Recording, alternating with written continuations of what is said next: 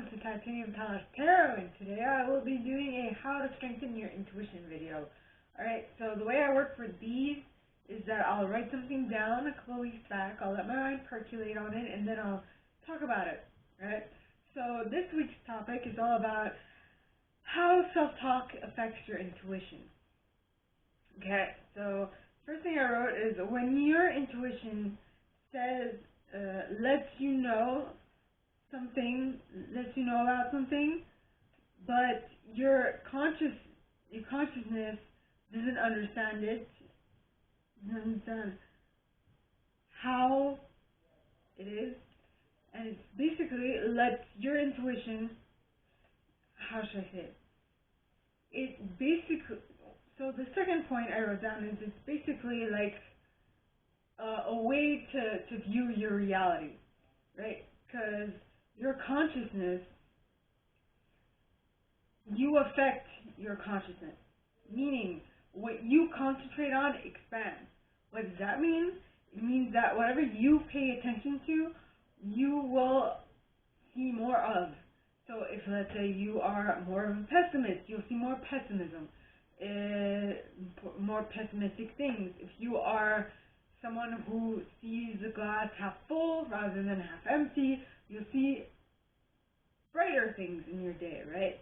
So that is how your self-talk affects you, because how you talk to yourself, remember, we are made up of 70% water, and water is a very conductive element. Now, what happens is that your thoughts are electrical currents which run through your body. Now, I don't know how this can be done, but water, I mean, your nerves don't necessarily, I don't know if they touch water, I don't know if the electrical shock going through your nerves actually touches the water, or if it affects it, but I'm pretty sure at some point everything is interconnected on a quantum physics level.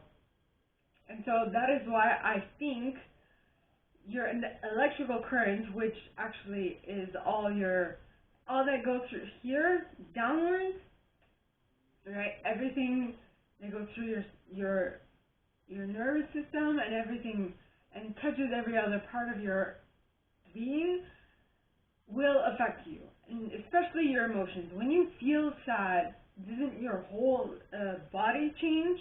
I'm going to write that down, because doesn't the way that you present yourself out to the world change? It does. You know, when someone's sad, you hear it in their voice, you see it in their nonverbal communication, and that is what generally people pay more attention to, because like subconsciously we know that your nonverbal is something that you don't even think about while you're doing it. You just do it out of habit. It's encoded within you. And let me write that down. Nonverbal. I hope that's what I meant. That's what I want to write down. But in any case, so your nonverbal affects the way you carry yourself. It also affects your state of mind, and that in and of itself, people will notice. And when people notice that, their mind will automatically relate that to something else, and that's for that. And so generally people, when they see a certain attitude, they will be repelled or attracted to it. That's one of the first things. But the second layer of this is that your physicality automatically changes the state that you find yourself in. So if you want, because everything is interconnected, I have a very holistic way of looking at things, okay, and not so much systemic. Holistic means that I see it in the entirety, while systemic is just one bit at a time, and that every system does not affect one another. But in actuality, everything affects each other, right? like, so when you are feeling down and you talk bad, or you talk low and you carry yourself like this and so on and so forth, it is going to affect you, okay? And what I was saying before is that we are made up of 70% water, okay? And seeing as water is a very conductive element, it carries all the electrical current that passes through our nervous system and affects every single part of us, is the way I see things, okay? Now you might not see these things the same way as me, but it's okay. Now, so what was I going to say? Yeah, so basically your intuition is helping you focus on certain things. So I was talking about how what you focus on expands. That's another thing I'm going to write down. What you focus on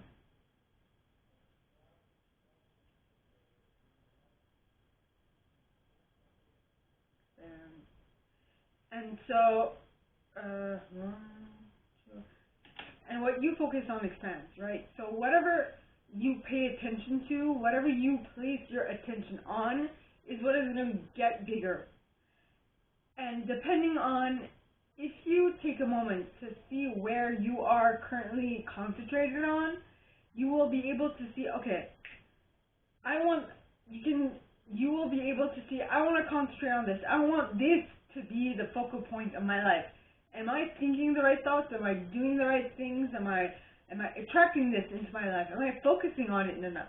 And if you do that, if you become the, how should I say, if you become the maestro of your own life, if you become the master of your own life, in another way of saying the same thing, you will have more effect on what it is that you experience.